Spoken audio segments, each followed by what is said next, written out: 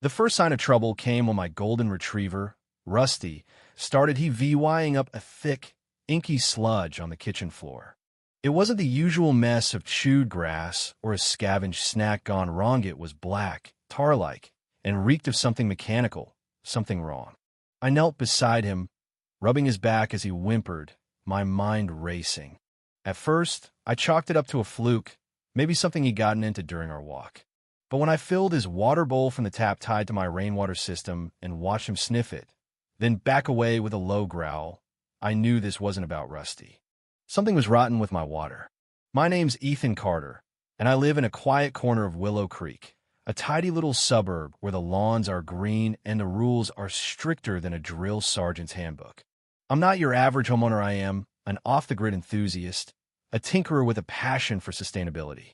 My pride and joy is a rainwater collection system I built from scratch, a network of barrels, pipes, and solar-powered filters that keeps my garden thriving and my water bill non-existent. It's not just a hobby, it's a lifeline. Rusty drinks from it. My tomatoes grow fat on it, and during last summer's drought, half the block came knocking with empty jugs. Everyone knew it worked, everyone except Linda Grayson.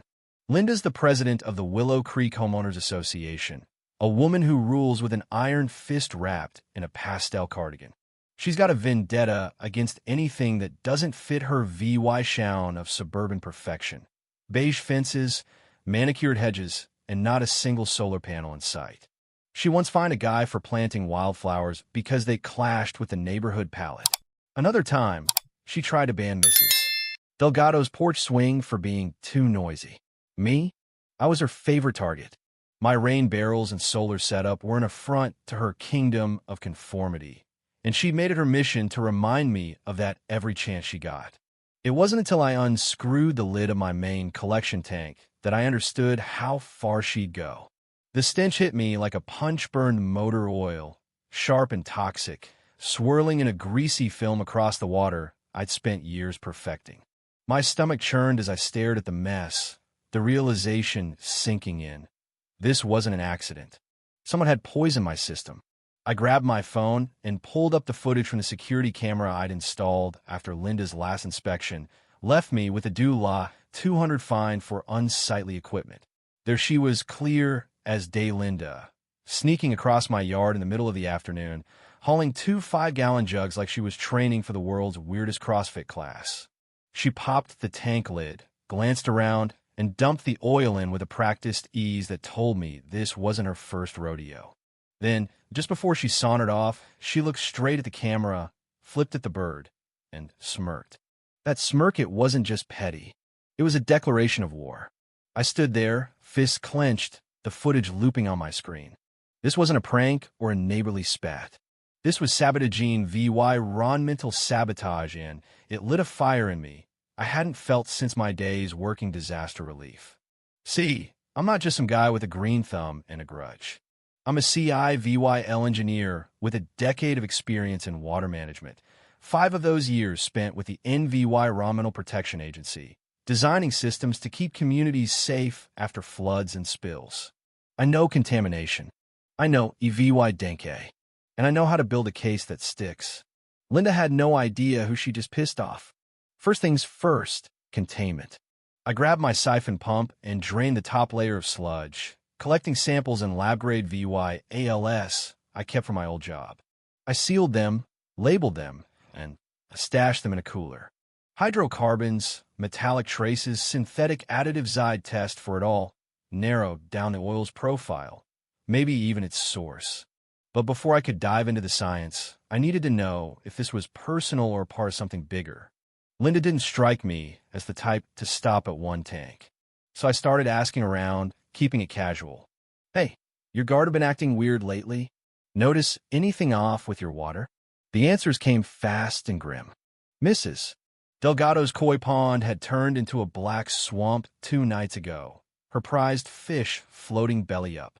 Down the street, Tom Rivera said his pressure washer spat brown muck after he filled it from his backup tank. 3 houses over, the Wilsons found an oily sheen in their bird bath. It wasn't just Melinda was on a crusade, targeting anyone who dared to store water outside her precious municipal grid. My gut twisted. This wasn't a tantrum. This was systematic. The next HOA meeting was a masterclass in denial. Linda stood at the front of the room, all fake smiles and clipped tones, passing out flyers about approved patio furniture while shooting me a glare that could have curdled milk. I sat in the back, silent, my phone buzzing with photos neighbors had sent me, dead plants, stained concrete, ruined water features. I didn't confront her. Not yet. I wanted more proof she couldn't wiggle out of. So I upgraded my setup. 2 new cameras with night VY sound, motion sensors on every tank, and a lockbox for my overflow valves. If she came back, I'd catch her in 4K. Meanwhile, I hit the ground running. I traced my system's overflow pipes to the drainage ditch near Linda's pristine cul-de-sac, where I found black streaks snaking along the curb. Samples from there went into the cooler too. Then I stopped by AutoZone, picking up filters and asking the clerk a throwaway question. Anyone buy bulk oil lately? He laughed. Yeah, some lady came in 3 days ago to 5-gallon jugs of synthetic. Paid cash. Looked like she'd never changed a tire in her life. I asked about cameras. He nodded. I asked for a timestamp. He grinned. What are you, EPA or something? I just smiled. Something like that. By week's end, I had a dossier that would have made a detective jealous. Water samples, oil residue, security footage, witness statements, and a receipt image from AutoZone's manager showing Linda's purchase. But I wasn't done. That drainage ditch fed into Willow Creek's south stream, a little ribbon of water that wound 2 miles into a state-protected wetland. If Linda's oil had reached it, and I was damn sure it had, she wasn't just a vandal. She was a felon. I grabbed my boots, a flashlight, and a sampling kit and hiked out to the wetland's edge. The water shimmered with a telltale rainbow sheen. I took more samples, snapped photos, and marked the GPS coordinates. Game over. I called my old EPA Super VY SOAR, Mark Hensley, the next morning. Remember when you said to call if I ever caught someone dumping oil into a runoff? I said, voice steady. He chuckled. Yeah. Well, I've got a case for you. Bring a camera. Mark didn't hesitate. Field teams there by Friday. 3 days. Plenty of time to tighten the screws. Linda, obli VYS, kept up her charade. She strutted around Willow Creek, clipboard in hand, hassling people about mailbox heights and aesthetic harmony. She even posted a flyer warning about mosquito breeding in unauthorized water systems or not so subtle jab at me. I let her dig her hole deeper, running my own tests in the meantime. The tank water came back loaded with hydrocarbons, zinc, and a synthetic additive unique to a brand sold at AutoZone. The timelines matched. She bought the oil, waited a day, then struck. But my neighbor's stories nagged at me. This felt too widespread for one shopping trip. Where's she getting it all? I adjusted my cameras, angling one toward her house. Thursday afternoon, I hit pay dirt. Linda loaded her SUV with heavy containers, drove off alone, and I tailed her at a distance. She pulled into a rundown storage facility on the edge of town, punched in a code, and backed into a unit.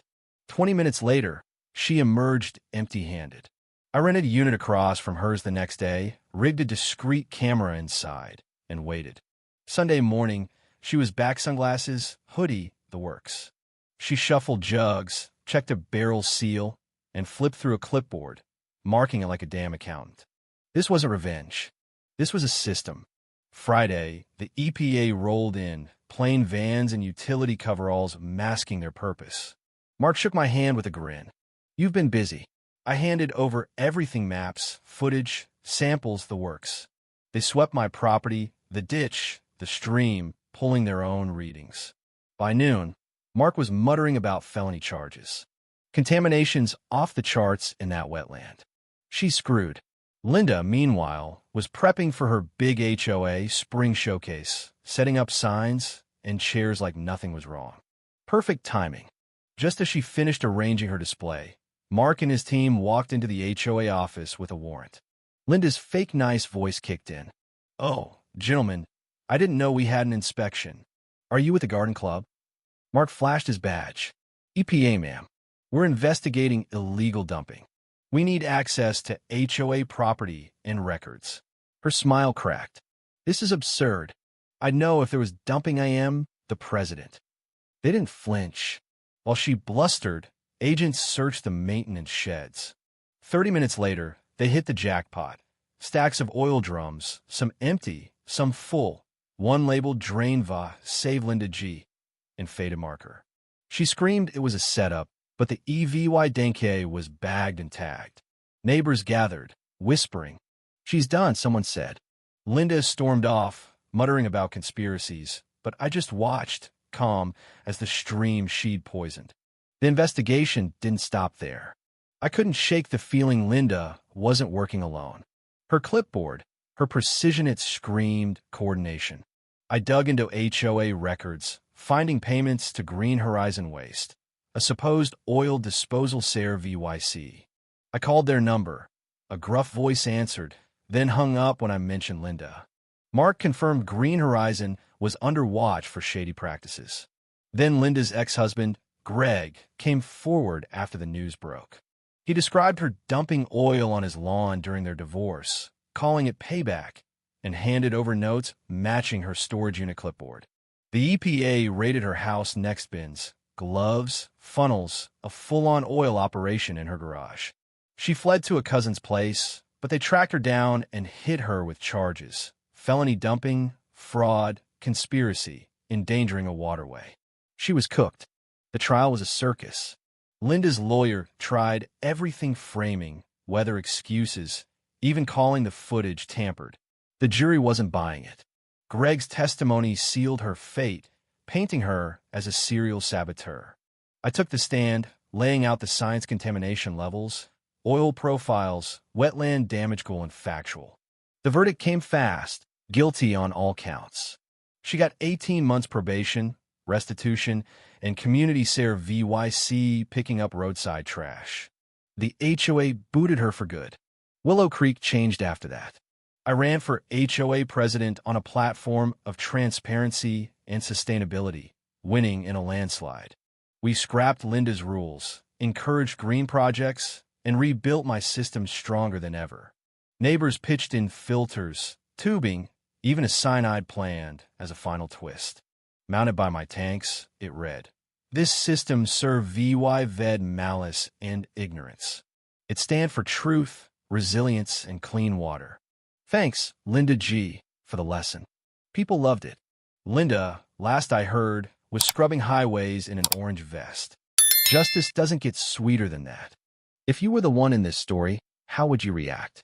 Would you stand up and fight back, or accept the unreasonable pressure and control from the HOA? Share your thoughts in the comments below. And don't forget to subscribe, like, and share this VY Deo with more people. Your small action gives us the motivation to keep bringing you more intense and engaging stories. Thanks for watching, and we'll see you in the next VY Deo.